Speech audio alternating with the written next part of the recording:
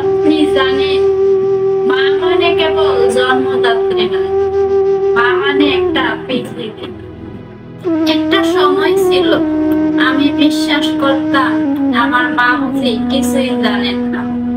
স্কুলের গেটের ওই দিক দাঁড়িয়ে থাকা ওর পুরোনো শাড়িটা, কুঁচকে দেওয়া মুখটা আমাকে লজ্জা দিত।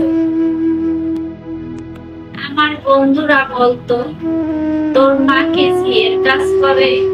আমি বলতাম না কিছু, শুধু চুপচাপ হাঁটতাম। অভিমান করতাম, ওর গায়ের শাড়িটা কেন এত পুরানো? কেন আমার মায়ের হাতে নখে নেই রং, মুখে নেই হাসি? কিন্তু আপনি জানেন, সেই শাড়ির শেষ প্রান্তটা কেটে মা আমার স্কুল ড্রেস ঠিক করতেন।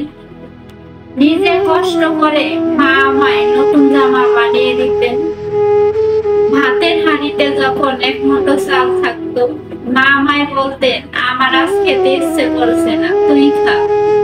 তখন বুঝিনি ক্ষুধা মানুষকে খায় না, মা তার থেকেও বড়। মা সারাদিনই কাজ করতেন, একদিনে 4টা-5টা বাড়িতে, হাতে কালি, শরীরে ঘাম। তবুও রাতে মা আমায় মাথায় হাত রেখে বলতেন, তুই একদিন অনেক বড় হবি বাবা, অনেক বড়। আমি বড় হলাম ঠিকই, ঢাকায় পড়তে গেলাম। মা একা রইলেন গ্রামে। প্রতিদিন ফোন করতেন, বলতেন, আমি খুব ভালো আছি, তুই ঠিক মতো খা। কিন্তু পেছনে মা সকালে পানি খেয়ে বের হতেন, যেন আমার পড়ার খরচটা ঠিক মতো পাঠাতে পারে।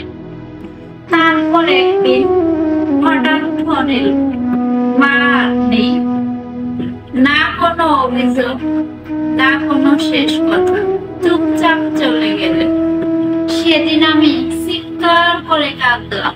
প্রথমবার মনে হলো আমি এত বড় হয়েও কতটা ছোট।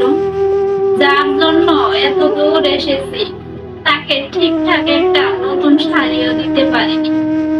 আপনারা জানেন, আজ আমি একটা অফিসে বসে থাকি। আমার ঘরে এসি চলে, গাড়ি আছে, খাওয়া পড়ার অভাব নেই।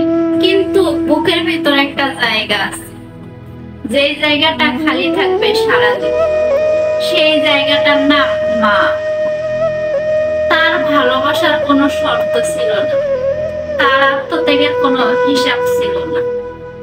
তিনি শুধু দিয়েই গেছেন, ফিরে কিছু চাননি। আর যদি কেউ প্রশ্ন করে, তোমার জীবনের সবচেয়ে বড় শিক্ষককে, আমি বলবো, একজন নিরক্ষর রিকশাওয়ালার স্ত্রী, যিনি ছিলেন আমার মা। যতদিন মায়েরা বাঁচে, ততদিনই আপনি মানুষ।